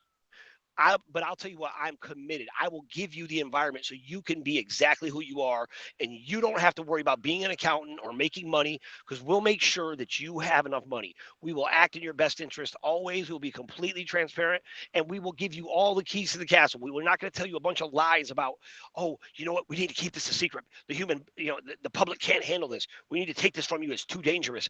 All this stuff that they have put in our minds because they're violent, because they're evil, because they wanted to do this, because it's us and them. And that's not what we're going to do with that. So what I'm going to do is I'm going to make sure all of the most elite soldiers, elite mercenaries, elite individuals who are trained to defend life. That's what you were trained to do, not take life, defend life. That's your job. That's why you got so proficient with a weapon. That's why you trained all your reactionary muscle responses so that you know how to respond in a situation instantaneously. That's why you learn how to fly, is to save life, to preserve life, because there's nothing more valuable on this planet than life. You guys, I'll hire you. I'll double your salary. I'll get your money back from the trust that you have that you haven't seen since 2007. I will do all I can to do that for you so that we can make a safe place for humanity. I'm just saying that's my part. Everybody's got a part to play. I'm telling you this part I'll do. I'm telling you I will make that environment for you. But I need your help on the top levels. I need these guys to break and to fold and to let go. I need you to recognize that they're committing a crime that is hurting humanity, and I need you to seize the deck and relieve them of their duties because they are committing treason. And I need that word to mean something. It can't just be common practice in the government. It can't just be common practice in the military. It can't just be common practice with our police forces. It can't be. It cannot be. Their job is to protect the people. Somebody on this line, you hear me right now. And if you don't hear me, send it. If you're not on the line, but you know somebody like this, send them this. I'm telling you, look, we'll protect you. We'll give you a better way. We'll create an environment where you can thrive and be creative and be incredible, because you're incredible already. And all you've been is suppressed. And the reason why is because you're chasing money, because you think money is going to give you safety, it's going to give you security. If that's what you need, we'll make sure that you have enough money. We'll make sure your family's taken care of. We'll make sure that you can thrive. But you got to take that leap. You got to get away from the people who are holding you hostage. And you got to realize that's what's happening, because that is where we're at. Because it drives me crazy that there is all these, this man, he has the cure to Alzheimer's. And not only that, it's so incredible what he's done. It'll cure Alzheimer's. It'll it'll uh it'll literally change the telomeres so that they last, and that they're, the tips of the telomeres are replaced and healthier, and all the damage can be undone, and humans can live to be 1,000 years old. And imagine what you could do with 1,000 lifetimes. Imagine all the grandkids, like imagine. It's remarkable. It's amazing. Now we've got a lot of planets to occupy, so we got to start looking out to the stars and getting out there, and we're going to need to have people, and especially since there's already these other populations out there where they were told that Earth has perished in nuclear holocaust, and so they keep them all locked away into their new environments, to build a world under their image, right? The cabal image that they wanted to put out there. I'll tell you what, I would even go so far as to say a lot of them they're not somewhere else. They're here. They're in the planet. They've created all types of environments in the planet. Yeah. Right here, where they keep people locked up thinking the Armageddon's happened. And they're there in stasis, and some of them are there doing other things, probably reproducing their perfect genes, they're perfect, and I'm sure that they're modifying the genes so they don't ask questions and things like that, right? This dumbed down version of humanity. But we are the generators. We are the creators. That's what we are. It's not by accident. Like I named my organization Create Change, right? I've always called the members of my group, the creators. We have the Creators Network. Now, who knew? Who knew that was true the whole time? That's what the Bible was talking about. You are made in the likeness and image of your Creator. So if you're made in the likeness and image, it means you're a creator. Means you're a creator. Means you have all the constituent parts and the same abilities, the same imagination. Hey, so Tank, I think when you kind of started leading into this, just in regards to getting me a sponsor, and we kind of went down this line, and I was like, well, I didn't quite hear what you were thinking about. Well, because what I was saying is, look, it's value, right? So if the show has value, so I just put out a proposal to every inventor in the world, who has an amazing idea that has never been brought to light. Every single one of you who is out there in the world, I am telling you that the money is here. It is in the account for the first time in history. You have someone at the helm who is advocating for the people, who is uncompromising. She will not relent. She will not quit. She will not give up. Neither can you. Neither can I. We cannot, because she's not. And because she's not, we all have a chance. But please make no mistake, Kim would never let you call her a savior. You will have to save yourself. You will have to direct your energy towards the difference, towards the change. Because even when this money comes in, what has happened every other time, when you had Joshua, the son of Nun, right? That was one of the anomalies, right? Now, when he came in, what happened? They conquered Canaan land, right? They took every single nation, this beautiful land. It was already prepared for them, right? That's how the story goes. Now, even if it's just in principle, right? Now, at some point, Joshua, the son of Nun, I think it's like Joshua, the 24th chapter, he comes out and he says, look, it was me. He said, I took you out. I saved you. I brought you out of this, right? And they said, choose ye this day, right? Like, so, but he said, it was me. I overcame the Canaanites. I overcame the Amalekites. I did all that. He took credit for all of it, right? He said, I'm the one that delivered you out of Egypt. And after all that, the wilderness, Sinai, all these amazing things they had done, parting of the Red Sea, going to the River Jordan, and they had to walk into the water, right, and get wet. Now, they walked through the Red Sea on dry land, but they walked into the Jordan River on faith. They walked in until the water was up to their nose. And they kept walking until the water started holding back, right? They moved on faith. They moved with the full confidence of the Spirit that they had seen in operation every single day. Now, so have you, because you don't even question if your heart's going to be beating in the morning.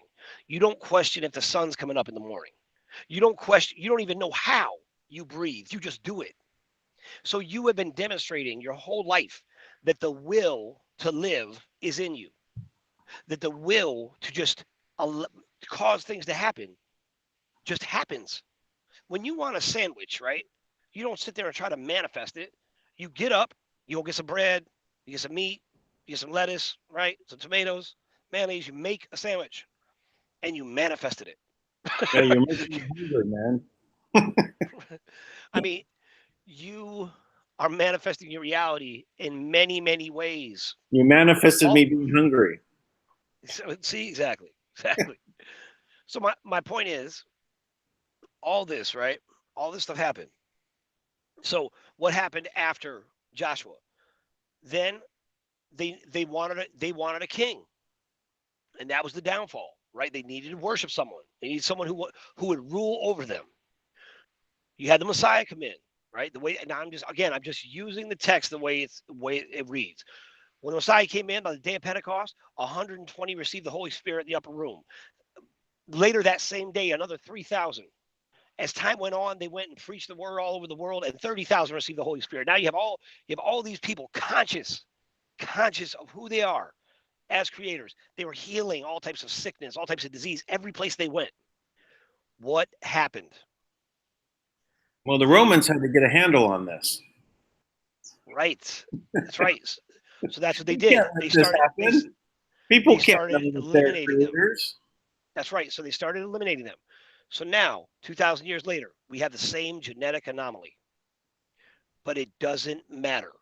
If you save us from this situation, if we don't move forward as a collective, and I mean as a collective of independent creators, independent thinkers, free, liberated human beings, free of needing a contract, free of needing a ruler, free of needing a savior, and recognize that the ability, the spirit, and the power to live and to create and to be your own savior has always been in you.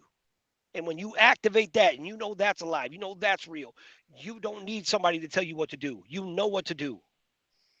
Now, when you have to be, that's the biggest fear. We're afraid to be incredible. What's that woman's quote? Our greatest fear is not that we are, dang, I'm going to have to look it up. She said, our greatest fear is not that we are weak, but that we are strong beyond measure. Something like that.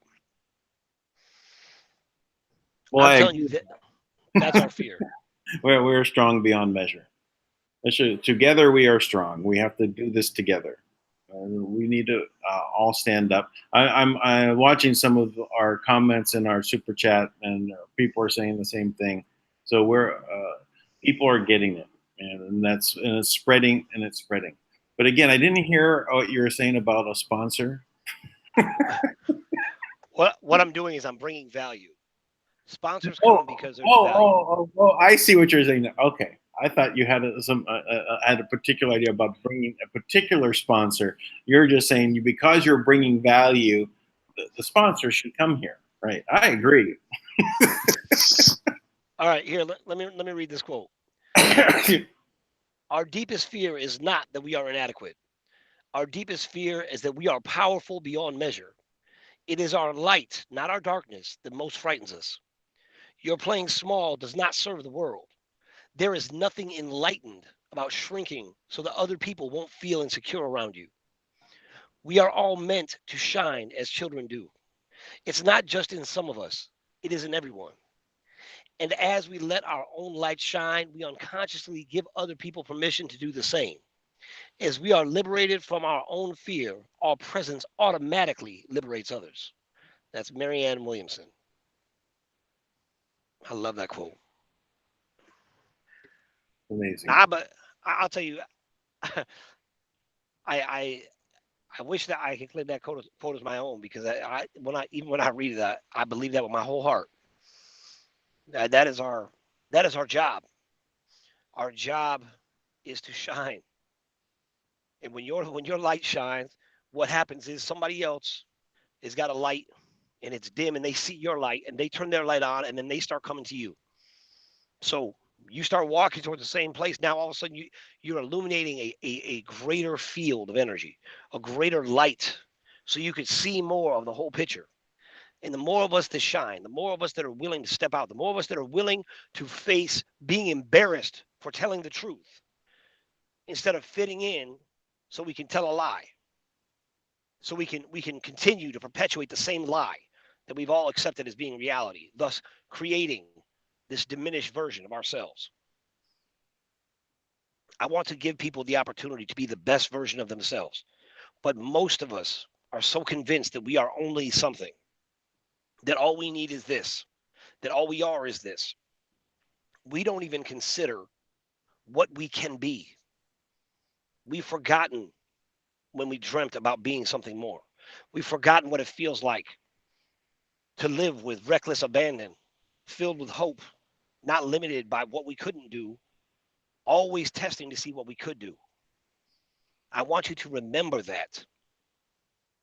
Rejuvenate yourself, revitalize yourself, because that's where we're at. That's the point the whole planetary consciousness is at right in this moment. We are on the verge of breakthrough. You are not limited by the RV and that money coming through. You do not need an unlimited tranche of funds to be successful. You just need support. You just need somebody else to see you. You just need to believe in yourself. You just need to realize that what you are imagining, what you are creating within yourself, that if you just just vocalize it, say it out loud, what you're going to do. If you're someone who all you want to do is support, then be that. If you have a million ideas, then be that. But whatever you do, don't let anybody else, especially yourself, tell you that you are only anything.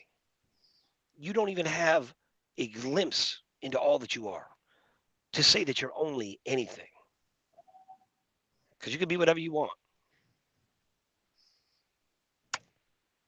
Now that, my friend, is how I see an abundance society. Personally. Yeah, that's very abundant. We are able to create this change. We're able to make this abundance-based world, and we've got to take action. So I had a conversation yesterday with someone, and they said they were, because I was talking about like what's going on in Fiji, and they're coming together. Oh, I should send the link to Tui. Sorry, Tui. But we were. And he was just saying what was going on in Fiji and the things that are happening there. It's really they're going to take over the government, and they're going to create change. Right? They're in the process of making it happen right now.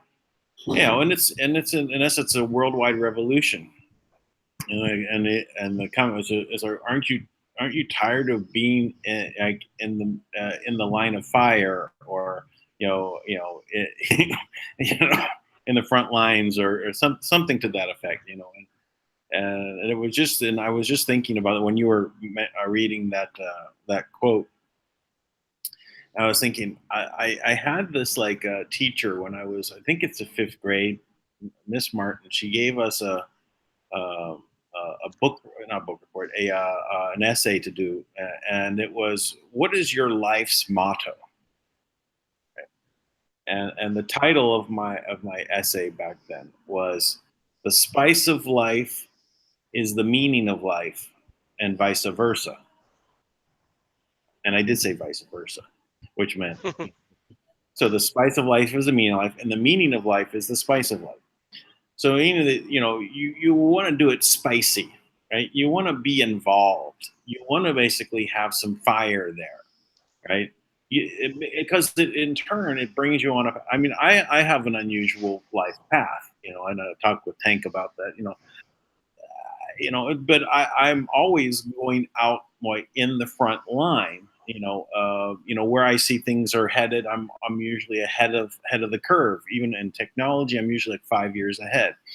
In anything that I'm doing, I'm kind of, I see that where the path is leading, and I know that what we're coming to here is coming to fruition, where we have the ability to create the change of an abundance-based world right now.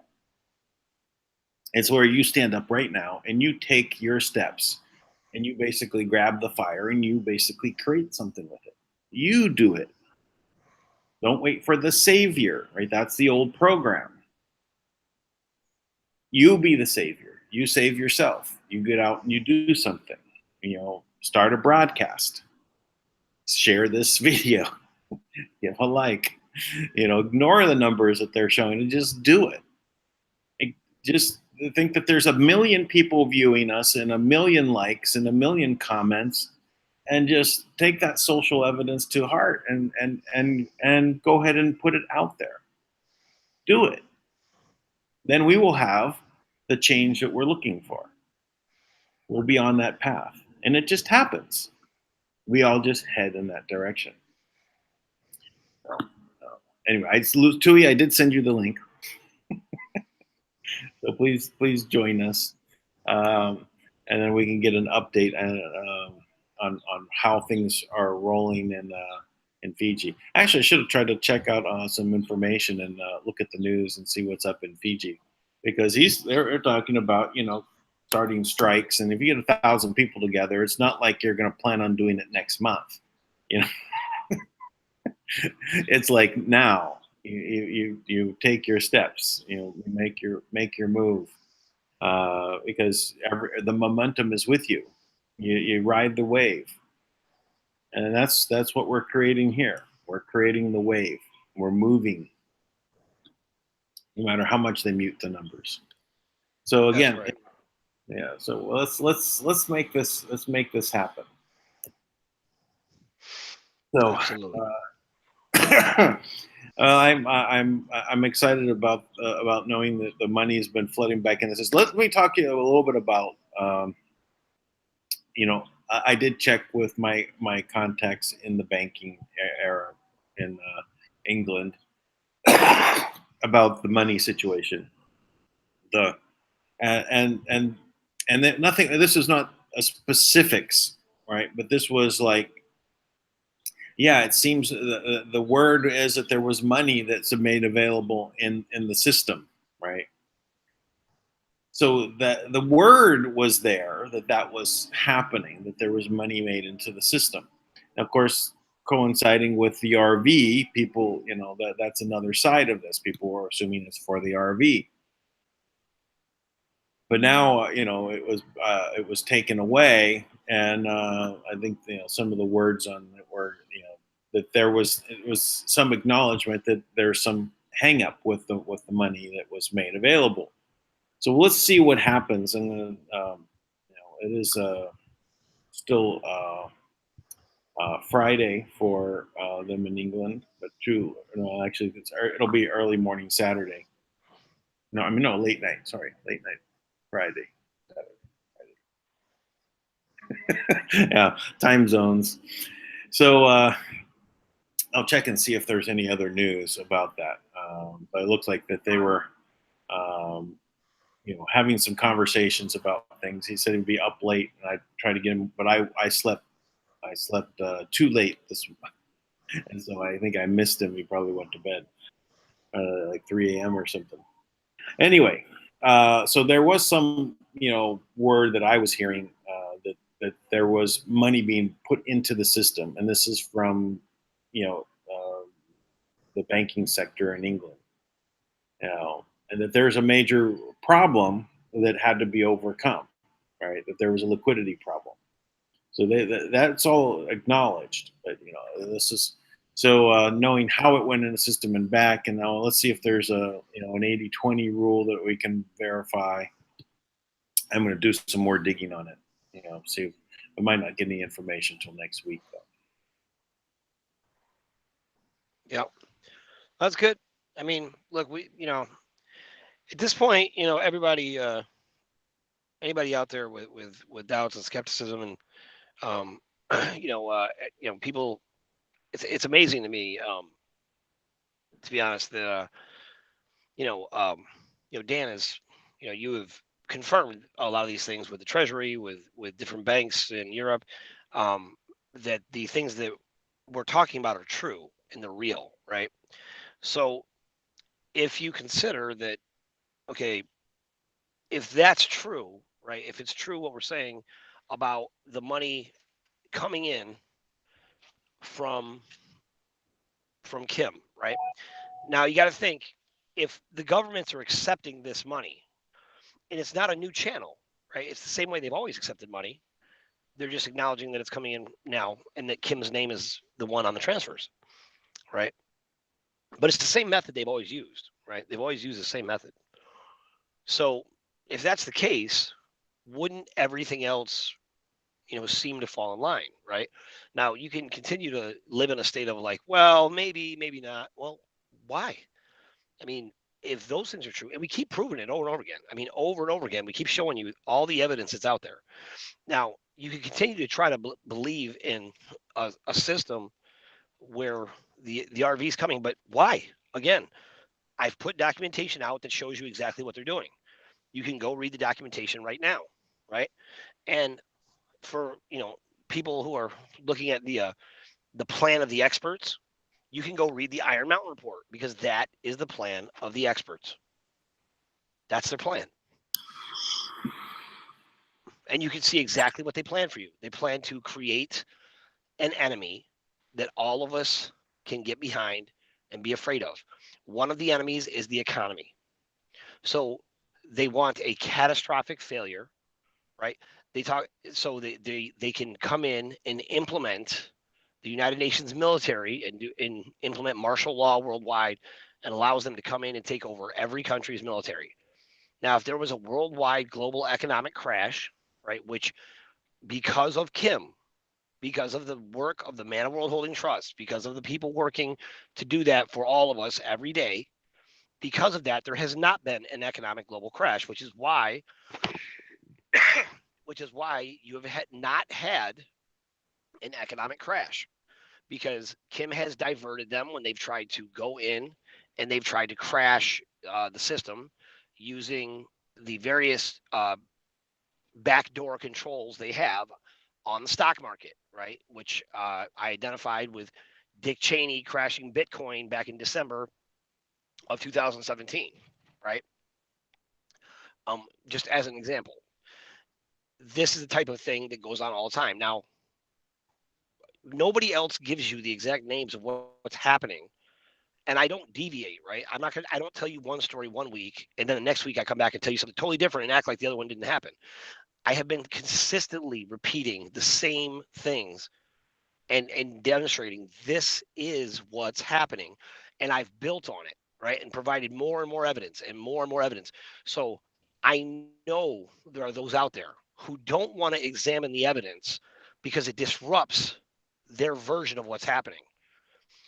But I'm challenging you who follow them to go look at the evidence. Go to the Speak Project. Go to the speakproject.net or project.net. We have both domain names. But speakproject.net, and you will see, you go under essential documents, right? And you under I think there's a tab that says must see, and then you drop down, it says essential documents, and there's essential videos and something else. And you go into essential documents. You go into essential documents, you'll see the Iron Mountain report that outlines exactly what happened. And that's a document that people aren't even really supposed to have. It is available on the internet. I just put it on Speak Project because, because I was trying to centralize this for people, right?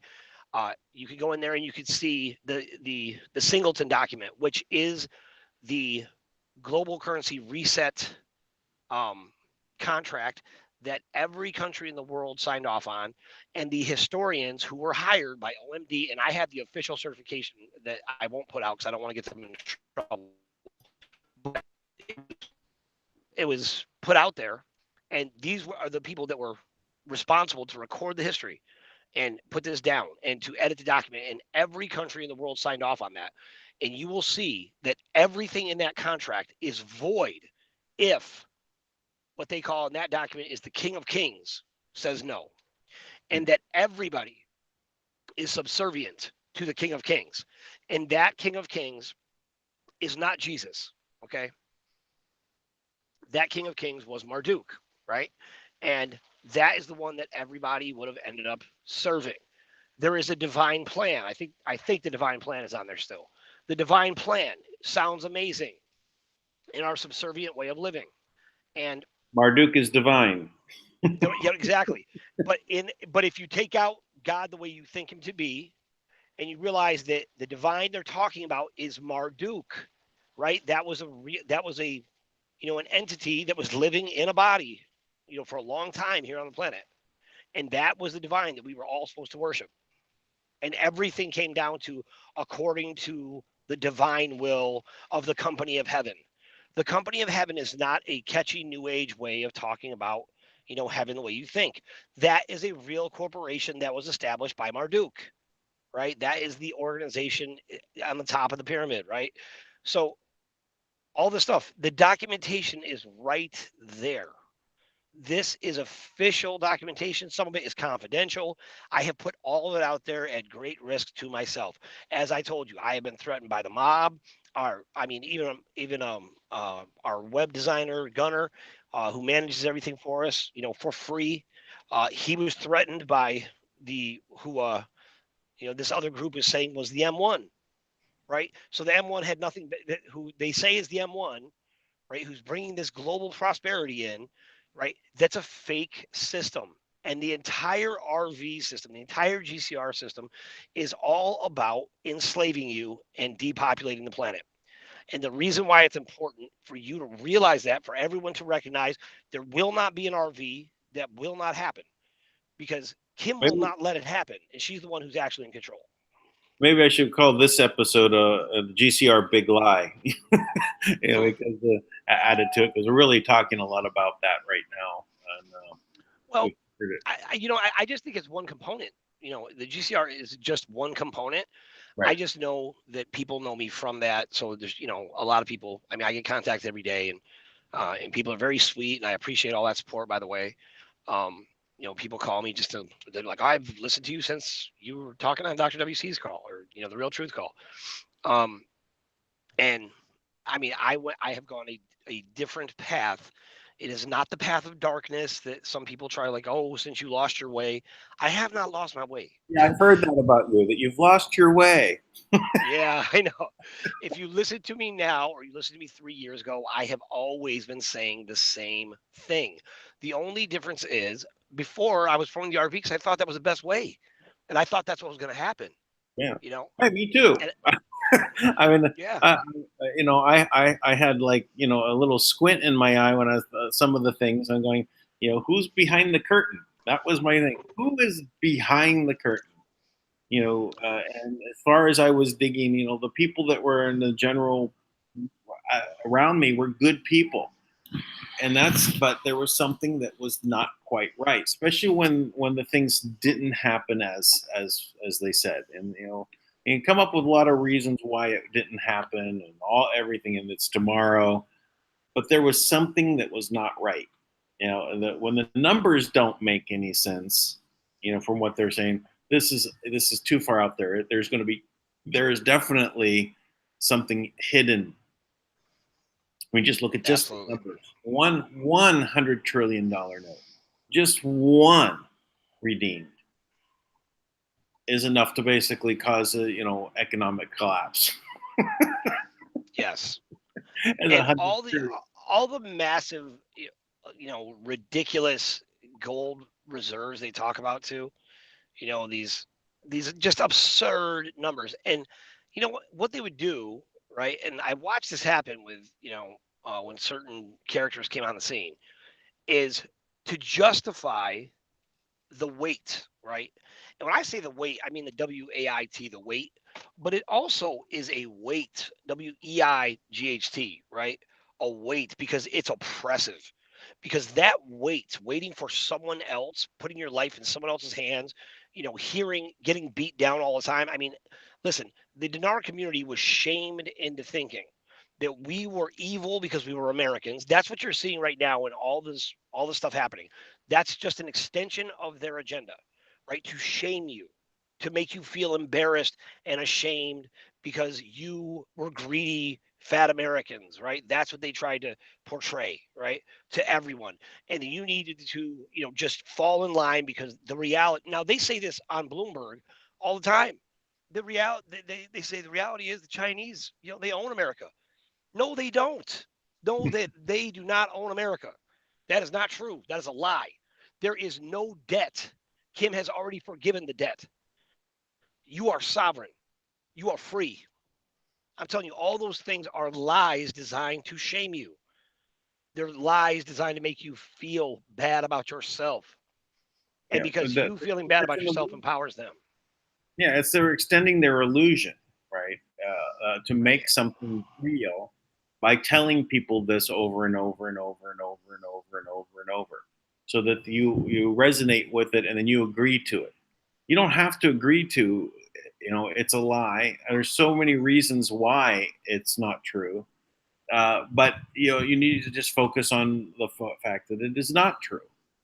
The debt being forgiven, it was a fraud in the first place. Whatever thing is going to resonate with you, resonate on that it is not true.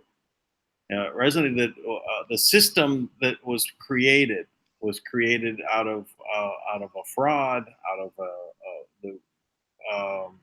to put you into a position that where you're going to turn over everything. And this is the act of, okay, we lose our country because it's Chinese now. They own it. No, that's not real. What's real is that there's people that are born in every place around the world, and people born in America are indigenous to America, their country is actually in limbo, where this McDonald's franchise, I'm sorry, this corporate USA Inc. is saying that they've been bought out by a Chinese conglomerate. No, Right. no. Well, fine. Take that entity, take it out of Washington D.C., right, and remove your entity, from if you own that Well, bankrupt yeah. bankrupt entity that it is, Get your corporate structure out of our country, because the Washington D.C. has been given back to the United States, and the United States is the people, and that is what makes America great again. yes. That drives me crazy. That we're gonna make it racist to say make America great again. How dare you? What is wrong with people? My Oh, goodness. I've got a new one, because I know that Trump was saying that he doesn't want to give up MAGA, right? Because it's a great slogan, but America's great now, right? He's saved America, right? So he doesn't want to give up MAGA though. So instead of make America great again, let's make America great always. Oh, I love it. I Yeah, love it. MAGA, That's make America great. great always. Always. I love it. I love it. All right, Trump, Yeah. go with it. Good job. Good job Yeah, to the PR people for Trump, man. I like it. I like it. Good yeah, branding. Good that's branding. me. Oh, that's you? I came Oh, up good with it. job, Dan. Yeah, You know what? I came up with that. Dude, I gotta go change the hats right now. I gotta go change. I No, gotta you don't change have everything. to. You don't have to. It's still MAGA. No, I made T-shirts that actually said the whole statement, "Make America Great Again," but I'm gonna Oh, change it's those. okay. Just add Yeah. to it. Again, always, Make another line in it. Make America great again. Make America great always. always. Well, I love it. I love it. Yeah. So you know I'll that's the moment we're in. make a The meme. corporate, for the record, the corporate contracts that have held us all hostage, they have no power. However, your perception and belief in what they are now is what will give them power. So you have the option. Their silence is consent. Our silence is consent. We reject those contracts and we are free. We are sovereign. I'm telling you, it might seem like a silly practice, but get yourself in the habit of just saying that every day.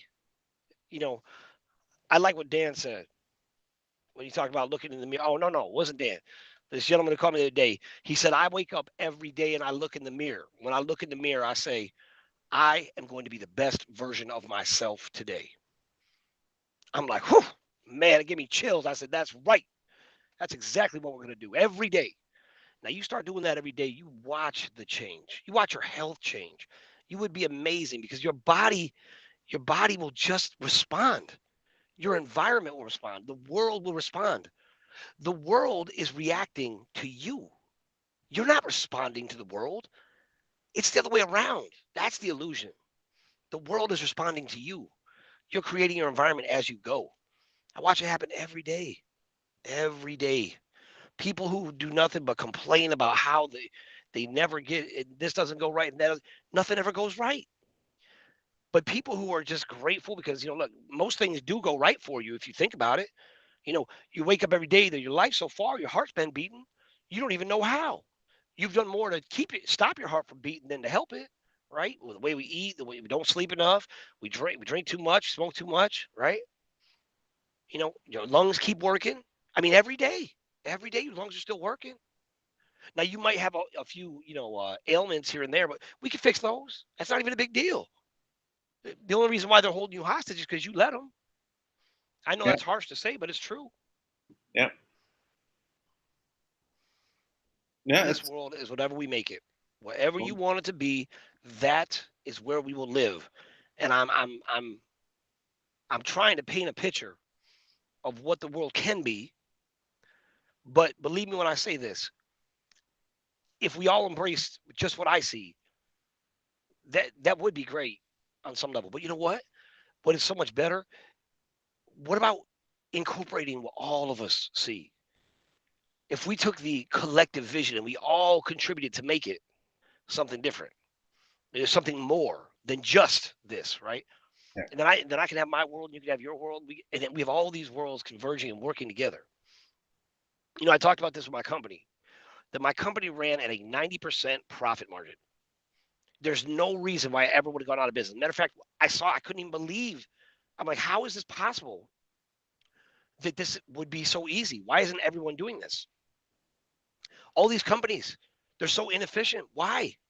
And then they ran me out of business, and I figured out why, because they don't want you to prosper. Right. Now, those contracts are up though, so that means you can prosper now. That means now you can go be great and be yourself. Be just your amazing self. Yeah, well, I know that I've been talking about a social contract, like when it's not about what's written, right? Because that legalese and stuff that they put in there is more, just sleight of hand, right? It's their legal way to steal from you, and that's what, like the social contract has been broken with YouTube and Facebook and all the rest, because of what they say they're doing and what we build on and why everyone joins them. But then it's a trap. So now we have the only platform that we can broadcast on that actually makes any difference is YouTube. And then they break the social contract, what you're supposed to be able to rely on, right? And that's why I push like open architecture, closed source. Yeah, you close your source so YouTube can exist and make a profit, but it's open architecture. It's not open architecture if they have hidden things going on. When you can see, like, I know people are looking on the chat room, and we got like all sorts of numbers for wherever where you are. I've got a device over here and a device over, and they say different things, right? So and some are vastly different, right? Yeah, some are 6 views, and this one is 140 views. So why? Right? It's because they've put overlapping databases and structures, and when you get into that, it always causes logical errors to happen, and then things spit out, or by cancels a filter over here or whatever, and so the truth leaks out in places. So the social contract is what we have to be concerned with, and what is being represented, as opposed to the legalese that is put into place in the beginning, and then they change it over time, update the terms of service. Nobody, even if you have a legal degree, can keep up on the change of services of these big companies, right? They can update it daily, and spend your whole time trying to basically keep up and then understanding what the changes meant to you. And so we just keep going down the line. Even though it's legal, they've broken their social contract with us. So that's, and this is a monarch level law above them. I don't know. I'm kind of just projecting it's above them, because it's really about us. Right? And if they've created a system of statutes and of things that are all within McDonald's, or all within Burger King, or all within their franchise, it's just that we don't have to participate in that franchise if we're free. We act independent of those things, right? And we build our own reality, our own structure, and that's what we're doing here. So, well, I think we're just over 2 hours. We can probably wrap it up here and come back tomorrow and go in. Or if anyone wants to add, I'll throw the link down just in case there's a quick someone wants to come on for 15 minutes or so and ask a question. So the link has been put out there if anyone wants to join in. We'll give you a few minutes if you're going to come on. Otherwise, we'll close it down. And I would take this time to say, yes, please, if you know someone that would, a business owner that would like to use this broadcast as a way of getting their information out, their product, their service, and wants to sponsor this broadcast, please have them contact me. I need to bypass, what's happening with YouTube, and really go and develop our own system, right? Of how we can keep these things expanding. And I'd love to hire an editor to take these videos and break them down into bite-sized chunks. All of these type of things. We come together, we build it. So, but we've got to do it. So, if you have an idea, run it by me. Who might want to be a sponsor for this? And then as for the existing things that I'm doing with TBC coin, Kringle coin, or Abundance Mind, please contact me, and I'll work you through this. There's a new system for Kringle coin for their cash flow system, and how when you bring in people, you can end up getting residual income from it. And no, it's not network marketing, though it sounds like it. It's networking, but it does continue to pay from your previous work that you've done. So that is passive, and it happens over time as the people that you bring into it keep going. So, and so that's a new change, and that's part of the video I'm working on. That's really talking about the difference between value and price, and understand that the value of TBC comes from the members adding value, because we've come together in agreement. That is the value. Coming together in agreement, and our agreement of saying, okay, we add to the value of 1 grain of gold per coin as people join. And so anyway, this is good. No one has joined in yet, so your opportunity is slipping away. If you had a question, this is the time to jump on. And otherwise, we'll end it here. Anything else, Tank, that we should cover? No, I think I feel pretty good. I think we got the message out, and that's always the goal. So good everybody, have a great night. Good night, everyone.